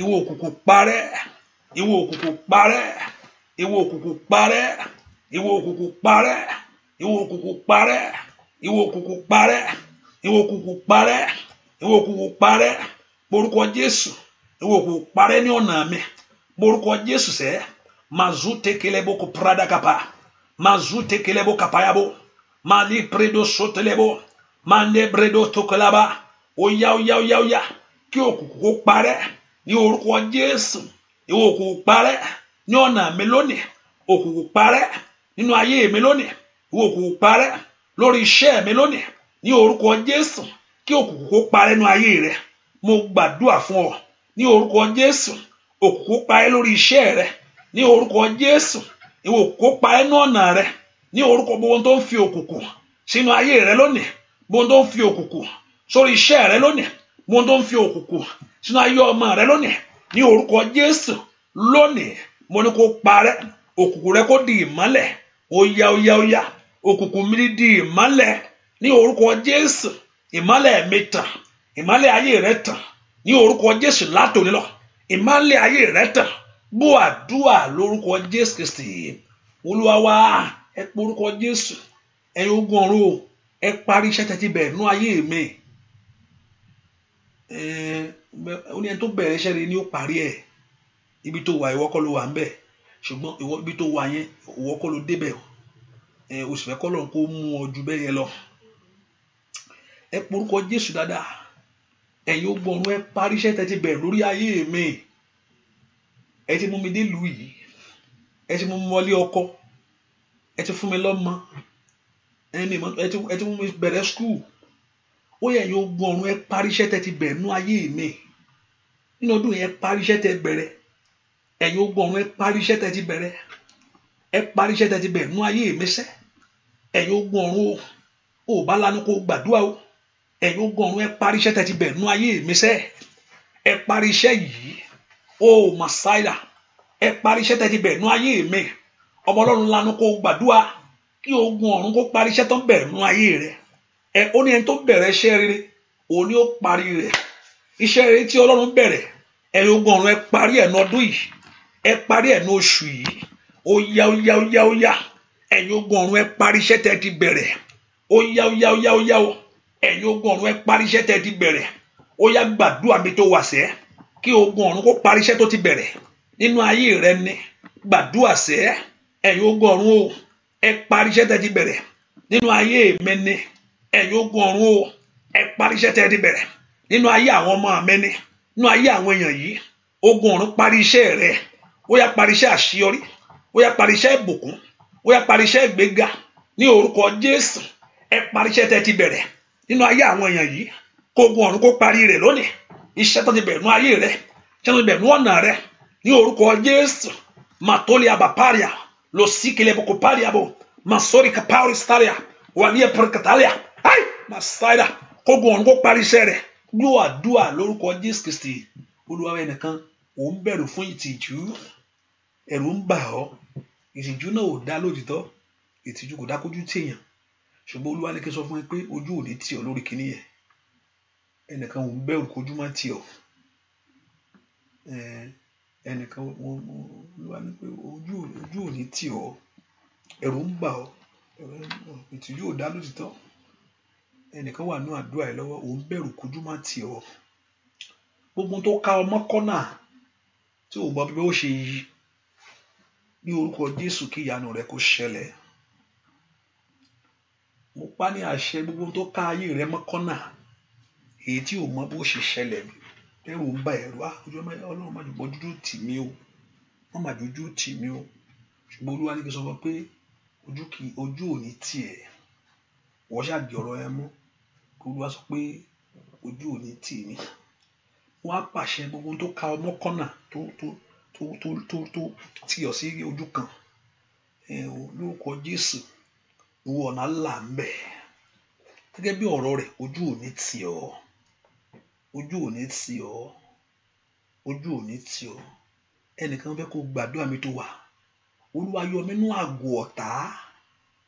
Má jẹ́ ń dadìyẹ pa fún ọ̀tá o. Kẹ́nìkan gbàdúrà bẹ́ẹ̀. Olúwa yọ mí nínú àgò ọ̀tá. Olúwa yọ mí nínú àgò ọ̀tá. Nínú àgò tí ọ̀tá fi ọ́ sí. Má jẹ́ ń di adìyẹ pa fún ọ̀tá. Má jẹ́ ń fi ọmọ gàrí o. Rí pátólì kàrábà ṣíyà. Gbàdúrà dáadáa mi tó wà. Olúwa yọ mí jáde nínú àgò. Ó mọ nǹkan tó ń jẹ́ àgò. Àwọn tó ti sin adìẹ rí. Àgò ẹni tó máa ń fi adìẹ sí lálẹ́. Wọ́n máa ti mú ọ̀ tó fi ń ta. Olúwa yọ mí. Mo fẹ́ kẹ́nìkan gbàdúrà. Kó o mọ̀ di adìẹ kí wọ́n má fi ẹ́ lo gàrí. Bẹ́ẹ̀ ni. Torí tó bá gbé tan adìẹ sórí chicken, torí gàrí yóò lọ. Orúkọ Jésù síbi tó wà sẹ́. Ọlọ́run yọ mí nínú àgò ọ̀tá. Má jẹ́ ń di àbọ́pa fún wọn. Olúwa yọ mí nínú àgò ọ̀tá o. Olúwa yọ mí nínú àgò ọ̀tá. Ní orúkọ Jésù, gbàdúrà dáadáa. Yọ mí tọmọtọmọ nínú àgò ọ̀tá. Ibi tó fìyàn sí ìhámọ́ ọ̀tá. Olúwa yọ mí jáde nínú àgò ọ̀tá. Má jẹ́ ń di àbọ́pa fún wọn. Má jẹ́ ń di ẹran fún wọn o. Orúkọ Jésù dáadáa. Má jẹ́ ń di ẹran fún wọn. Ní orúkọ Jésù. Má jẹ́ ibi tán wá fi ọ́ sí. Ẹ̀yin ogun ọ̀run ẹ mú mi jáde. Hẹ́rọ́dù sọ pé òun á pa Pọ́ọ̀lù. Òun pa Pétérù. Ṣùgbọ́n Ọlọ́run mú jáde nínú àgò tiẹ̀. Kò bá lọ. Orúkọ Jésù sẹ́. Ó yá ẹ mú mi jáde. Èmi pa ní àṣẹ. Ò ní bá ilé lọ. Ní orúkọ Jésù. Ó yá jáde ń bẹ̀. Ẹni máa Ísírẹ́lì ló ní kí n máa tú wọn sílẹ̀. Ní orúkọ Jésù. Nínú àgò yìí. Ó yá jáde. Ẹni tó fi ọbẹ̀ kó fi ara rẹ̀ dí. Kólúwa kó fi ẹni tó fi ọbẹ̀ dí. Ní orúkọ Jésù. Ẹni tó fi ọ síbẹ̀ yìí. Ní orúkọ Jésù kó fi ara rẹ̀ dí. Rí pàtó ìwọ jáde. Ìwọ jáde ń bẹ̀. Ìwọ jáde. Ìwọ jáde. Ní orúkọ ọjọ́ ọ̀tá ò ní pé lórí ayé rẹ̀. Mo tún sọ tẹ́lẹ̀ sí ayé. Ọjọ́ ọ̀tá ò ní pé. Wọ́n ní rí ṣe. Ọjọ́ ọ̀tá ò ní pé lórí ayé rẹ̀. Ní orúkọ Jésù wọ́n ní rí ṣe. Nínú àgò yìí jáde. Nínú àgò yìí jáde. Nínú àgò yìí jáde. Ò ní di àbọ́pa fún ọ̀tá. Ní orúkọ Jésù. Ò ní di àbọ́pa fún ọ̀tá. Ọ̀tá ò ní rí ẹ mú. Ọ̀tá rẹ ò ní rí ọ mú. Ọ̀tá rẹ ò ní rí ẹ mú. Ò ní dẹni yẹ̀yẹ́. Ọ̀tá rẹ ò ní rí ẹ mú. Ò ní dẹni àbùkù. Ọ̀tá rẹ ò ní rí ẹ mú. Ní orúkọ Jésù. Ò ní dẹni ẹ̀gàn. Ọ̀tá rẹ ò ní rí ẹ mú. Ẹni tó ní kó kú. Ní orúkọ Jésù. Wọ́n fi ara wọn dí. Ẹni tó ní kó lulẹ̀. Níwájú rẹ. Wọ́n ṣubú. Ẹni tó ní kò sí ọ̀nà. Ó fi ṣàtẹ̀gùn. Ní orúkọ Jésù. Ìyanu rẹ ṣẹlẹ̀. Ó yá. Ohun tó béèrè fún. Kólúwa kó fún ọ ṣe. Ohun tó kanlẹ̀kùn fún. Ilẹ̀kùn kó ṣí. Ohun tó gbàdúrà fún. Kó dé kankan. Olúwa kó ran ayé rẹ lọ́wọ́. Olúwa kó ran iṣẹ́ rẹ lọ́wọ́. Ní orúkọ Jésù. Kó gbórí rẹ sókè. Kó fi ọ̀rọ̀ rẹ ṣe ìyanu. Ẹnu ọpẹ́ rẹ kó pọ̀. Nínú ọdún yìí kó fún ọdún. Nínú ọdún yìí kó fún ọsọ. Nínú ọdún yìí kó fún ọdún. Nínú ọdún yìí kó fún ọsọ. Ní orúkọ Jésù. Ọ̀nà ìyanu. Èyí tí ò ti là fún ẹnìkan rí. Nínú ìran. Ọ̀nà ìyanu. Èyí tí ò ti là fún ayé ẹni rí. Ní orúkọ Jésù. ìyanu gbáǹkọ́gbì, ìyanu ní orúkọ Jésù, rí pàtó yàbá, ìyanu àìròtẹ́lẹ̀ ní orúkọ Jésù, ìyanu òjijì ní orúkọ Jésù, màkúrà kàtàyàbá, ó yá kó ṣẹlẹ̀, ó yá kó ṣẹlẹ̀, ó yá kó ṣẹlẹ̀, ó yá kó ṣẹlẹ̀, ó yá kó ṣẹlẹ̀, ó yá kó ṣẹlẹ̀, ó yá kó ṣẹlẹ̀. Mo ní kí Ọlọ́run kó bọ́ ọ pàdé torí pé wà nú àdúrà ní àṣálẹ́ yìí. O makali power stirik power ya wa ila afradide ya torí pé o gbọ́ Ọlọ́run gbọ́ fún ní orúkọ Jésù. Níbikíbi tó bá ti gbọ́ Ọlọ́run gbọ́ ní orúkọ Jésù, k'Ọlọ́run kó bọ́ ọ pàdé. Ojú ò ní tì ọ́, ojú ò ní tì ọ́, ojú ò ní tì ọ́, ẹnu ẹ̀gàn ò ní borí rẹ, ojú ò ní tì ọ́, ẹnu ẹ̀gàn ò ní borí rẹ, ojú ò ní tì ọ́, ẹnu ẹ̀gàn ò ní borí rẹ. Olúwa fún ọ ṣe, yóò dára fún ọ, yóò dára fún ọ. Ọlọ́run fàyè gbọ́ ọ, Ọlọ́run lànà fún ọ, Ọlọ́run fàyè gbọ́ ọ, Ọlọ́run lànà fún ọ. Mo wá gbàdúrà fún ọ. Mo rí pé ẹni yìí mo rí pé ẹnìkan ó ń da àgbàdo lẹ̀. Bóyá bẹ́ẹ̀ ni ẹ ṣe wá wọnú àgò ọ̀tá yẹn ni Ọlọ́run fi hàn mí yìí o. Mo rí adìẹ tó ń tẹ̀lé àgbàdo yẹn ni. Ohun tí mo ṣe ń wà. Mo rí adìẹ tó ń tẹ̀lé àgbàdo. Ó ń tẹ̀lé àgbàdo. Bóyá bó ṣe wọnú rẹ̀ nù. Tó bá rí bó ohun táyé fi ń fà ọ́. Ohun táyé fi ń tó ń dẹ́lẹ̀ fún ọ. Èyí tó wá fi wọ sínú ìdẹkùn. Ohunkóhun tó ń wá. Ohun tó ń tẹ̀lé. Èyí tó fi wọ́n bí tó wọ̀ yìí. Ogun ọ̀run lórúkọ Jésù kó wọ àánú rẹ̀ kó mú ọ jáde. Ó yá kó mú ọ. Ohun táyé dẹ fún ọ tó fi wọnú òde. Ohun táyé tó fi wọnú àgbò. Àánú Ọlọ́run kó fà ọ jáde. Ohun táyé ń dẹ fún ọ tó fi wọnú bẹ̀yẹn lọ. Rí kàlíàbá ó ṣìkàbà. Àánú kó fọ ohunkóhun k'Ọlọ́run kó bá jẹ́ ẹ̀ṣẹ̀ ni. K'Ọlọ́run kó dáríjì. K'Ọlọ́run kó wo ti ẹ̀jẹ̀ rẹ̀. Ro tẹ̀jẹ̀ rẹ̀ kó dá mi lọ́lá. Ro tẹ̀jẹ̀ rẹ̀ kó dá mi láre. Ro tẹ̀jẹ̀ rẹ̀ kó dá mi lọ́lá. Ro tẹ̀jẹ̀ rẹ̀ kó dá mi láre. Ro tẹ̀jẹ̀ rẹ̀ bàbá kó dá mi lọ́lá. Ro tẹ̀jẹ̀ rẹ̀ kó dá mi láre. Mo gbàdúrà k'Ọlọ́run kó ro tẹ̀jẹ̀ rẹ̀ kó fún ọ ní ìṣẹ́gun. Gbogbo èèyàn tí ń bẹnu àdúrà yìí, Olúwa lẹ tọ̀ wá, Olúwa lẹ sì gbẹ́kẹ̀lé. Ó ṣáà nídìí bí èyí tẹ́ fi wá sínú àdúrà yìí. Ẹ gbọ́ ìpè ẹ sì dáhùn. Ìwọ Ọlọ́run tó rán mi níṣẹ́ o, kí ayé kó lè mọ̀ pé ìwọ ni. Rí paali astika power style. Ohun tí àwọn èèyàn bèèrè nínú àdúrà yìí, ohun tán kanlẹ̀kùn fún, ohun tán wojú rẹ fún, torí ẹ̀jẹ̀ rẹ àti májẹ̀mú rẹ, Olúwa mú lé wọn lọ́wọ́. Ó yá gbogbo èèyàn lọ́wọ́lọ́wọ́ tẹ̀ ń gbọ́ mi. Ó yá bẹ́ẹ̀ kẹ́ bẹ̀ sí ní ẹ̀rí fún rere. Ayé yín kó bẹ̀ sí ní ẹ̀rí fún rere. Ayé yín kó bẹ̀ sí ní ẹ̀rí fún rere. Ayé yín kó bẹ̀ sí ní ẹ̀rí fún rere. Ayé yín kó bẹ̀ sí ní ẹ̀rí fún rere. Ayé yín kó bẹ̀ sí ní ẹ̀rí fún rere. Orun yín lórúkọ Jésù kó jẹ́ orun dúdùn. Ní gbàbẹ̀ lọ ní orúkọ Jésù. Ìyanu yín ṣẹlẹ̀. Iṣẹ́ yín ò ní dàrú. Ọwọ́ Ọlọ́run kó kàn yín. Kó Olúwa kó fún yín ṣe. Bẹ́ẹ̀ ni ó sì rí. Jésù Kristi Olúwa wa.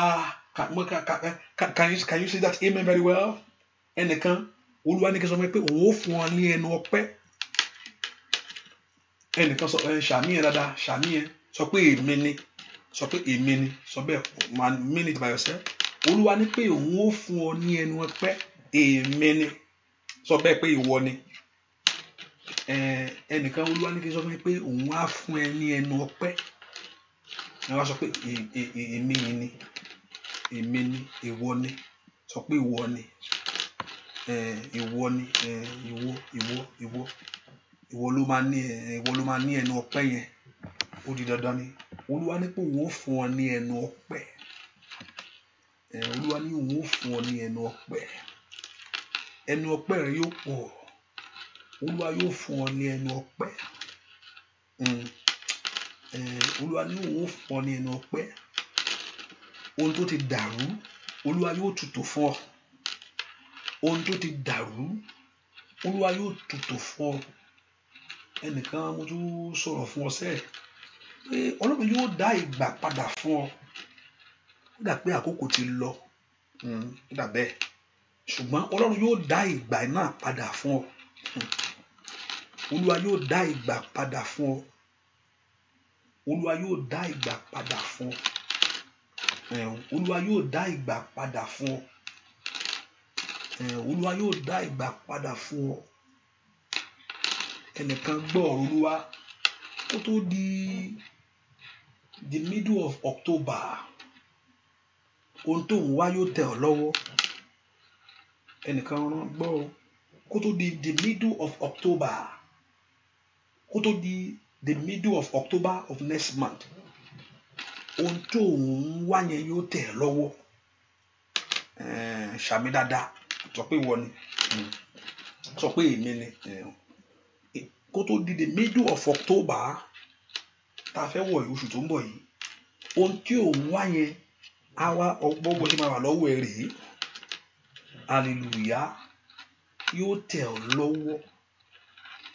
Olúwa yóò fi fún ọ, ó sì rí mú, bẹ́ẹ̀ ni ó sì rí láì lórúkọ Jésù Kristi Olúwa wa. Àmín. Ṣàmì rárá, àmín. Ṣàmì rárá, àmín. Ṣàmì rárá, àmín. Ó dá bí àmì tí ì sọ tiẹ̀, ó yá sọ ohun tó fẹ́ níwájú Olúwa, ohun tí wọ́n gan fẹ́, máa ṣoore ọ̀fẹ́ báyìí. Ohun tí wọ́n fẹ́ níwájú Olúwa, ó yá fẹnu ara rẹ̀ wí fún Olúwa. Ohun tèmi ń sọ rèé, ohun tèmi ń sọ rèé o, má fà àkókò ìṣeré o, àkókò rẹ̀ rèé. So ohun tó ń fẹ́ níwájú Olúwa, ìwọ gan sọ fún Ọlọ́run kí ló ń fẹ́. Èmi mọ̀ pé wọ́n máa bèèrè rẹ̀. Olùdáǹdè mi ń bẹ láyé, ó ń bẹ láyé, bèèrè ohun tó fẹ́. Ó ń bẹ láyé, mi máa pé olùdáǹdè mi ń bẹ láyé, ìwọ bèèrè. Ó ń bẹ láyé síbẹ̀, èmi máa pé olùdáǹdè mi ń bẹ láyé. Ó ń bẹ láyé, ó ń bẹ láyé, mi máa pé olùdáǹdè mi ń bẹ láyé. Ó ń bẹ láyé síbẹ̀, ẹni pa mí mọ́ kí tó gbé, ẹni tí sùn rárá, ọ̀tá tí ilẹ̀ gbógun, agbára èṣù dé, ó mọ̀ pé Jésù yóò gbà mí. Ọ̀tá tí ilẹ̀ gbógun, agbára èṣù dé, ó mọ̀ pé Jésù yóò gbà mí. Ọ̀tá tí ilẹ̀ gbógun, agbára èṣù dé, ó mọ̀ pé Jésù yóò gbà mí. Èmi mọ̀ pé olùdáǹdè mi ń bẹ láyé. Bàbá, ó ń bẹ láyé. Owó mi níran, ó ń bẹ láyé. Èmi mọ̀ olùdáǹdè mi ń bẹ láyé. Ṣé ó ń bẹ láyé síbẹ̀? Mo gbàdúrà ohun tó sọ níwájú Olúwa kó rí bẹ́ẹ̀ fún ọ. Ọwọ́ rẹ di ọwọ́ rẹ lónìí. Látòní lọ, ọwọ́ rẹ di ọwọ́ rẹ. Gbogbo ohun tó bá ti fọwọ́ kàn látòní lọ, kí àṣeyọrí kó dé bá, kó rí ògo, kó sì rí ẹwọ Ọlọ́run. Kó Olúwa kó ṣàánú fún ọ, kó rí bẹ́ẹ̀ fún ọ. Láì lórúkọ Jésù Kristi Olúwa wa. Àmín, àmín, àmín lórúkọ Jésù. Hallelujah, hallelujah. Ẹnìkan, by this time next week, wà lẹ́nu ọpẹ́. So orí testimony lélẹ̀. Ṣùgbọ́n by this time next week, tó wá fi di Tuesday next week yẹn, wà á sọ pé o fẹ́ dúpẹ́. ẹnìkan ò ní testimony lẹ́ni o ṣùgbọ́n by this time next week bólúwa ti ń bẹ wà ló fẹ́ dúpẹ́ ẹ jẹ́ ń dúpẹ́ yìí mo ń sọ ní ohun tó ṣẹlẹ̀ ní ayé rẹ nìyẹn pé o ò tẹ́ ní nǹkan tí wàá sọ lẹ́nu ṣùgbọ́n by this time next week ní àkókò báyìí ní next week wà ní ẹjẹ́ ayé bá mi gbọ́ ẹnì àwọ ṣàkálì àwọ sàkálì àwọ sàtáyà ó máàrí àbò kàfálì paul stali kálíà bẹ́ẹ̀ ni ó sì rí ó sì ti rí bẹ́ẹ̀ Jésù Olúwa wa àmín àmín lórúkọ Jésù. One thing I encourage us to do, please make sure you share the prayer. Sometimes when I look at it again, I see 3 people share. That's not encouraging. No, say 3 people share. So why are you there? I'm not there for you alone. I'm there for everybody. Hallelujah. So 3 people share. And also, I encourage you also, not every prayer, if you have time, make sure you are there. Whether it's English or Yoruba, it doesn't make any difference in you. Hallelujah. Whether English or Yoruba, no matter. So please, tonight prayer is going to be a short prayer. And if it's possible I know tomorrow is Wednesday. I don't do Wednesday prayer for those in London or UK. But let's see. I don't promise. So just get your notification. If you see me, you see me. If you don't see me, praise God. Hallelujah. And also I encourage also, we can have a 24 hours radio. Download the app on your phone. Akoko Ayomi. Anytime I'm on Yoruba section, I put it on. Yoruba, I use that Akoko Ayomi radio live. Also, you can listen to it. Go Akoko Ayomi radio. I know I need to put a new more prayer there. So you can also, when you listen to prayer 24 hours, if you want to, is there. And also you can download this app on your phone with showers of blessing. Hallelujah. You cannot.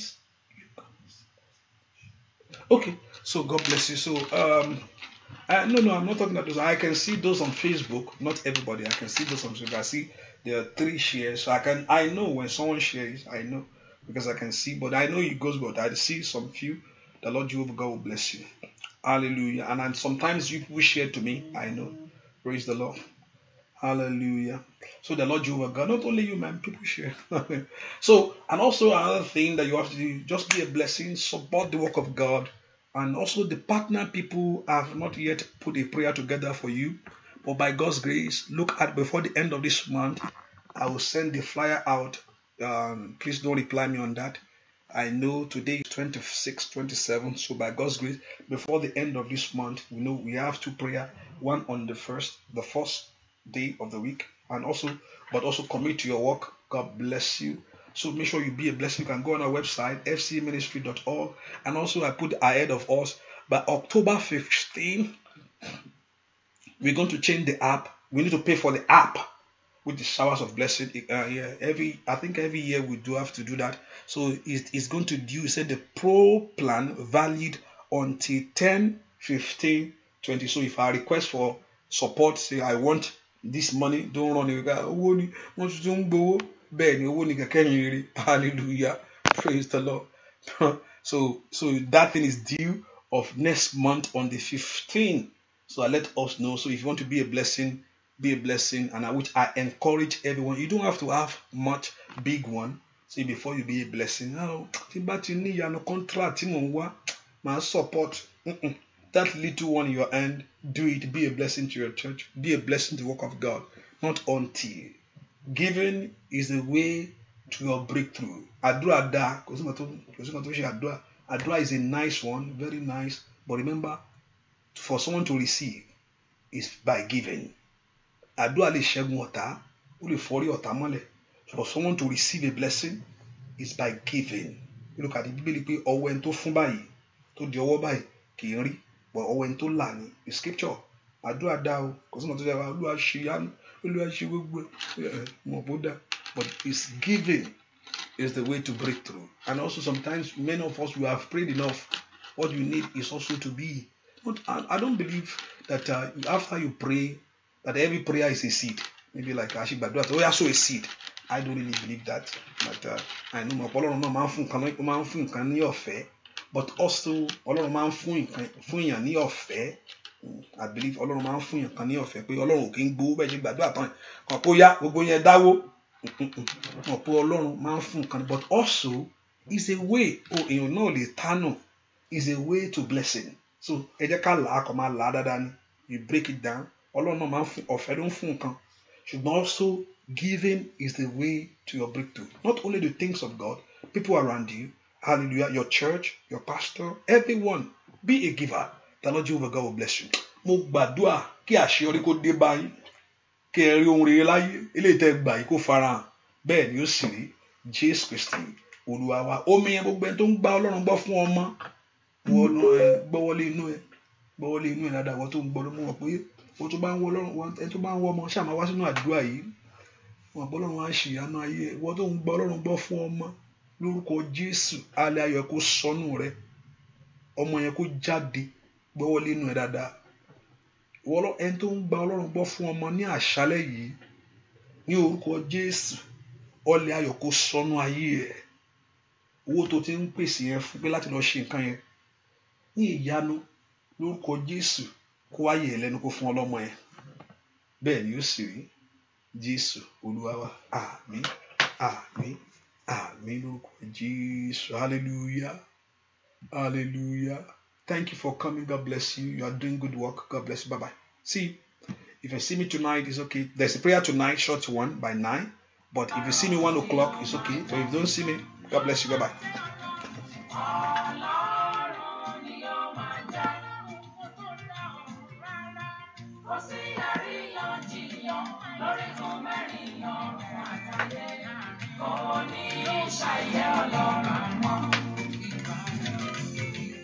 Ọlọ́run ni ó máa ṣe bá àrùn kó tó mọ̀ àṣírí ayé.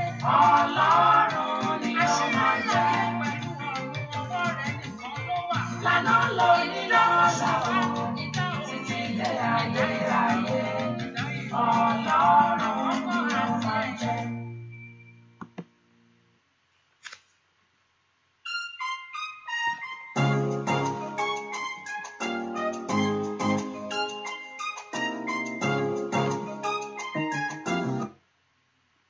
Hey, I just created a Wix website for my business. Let me show you how I did it. Let's go to Wix.com.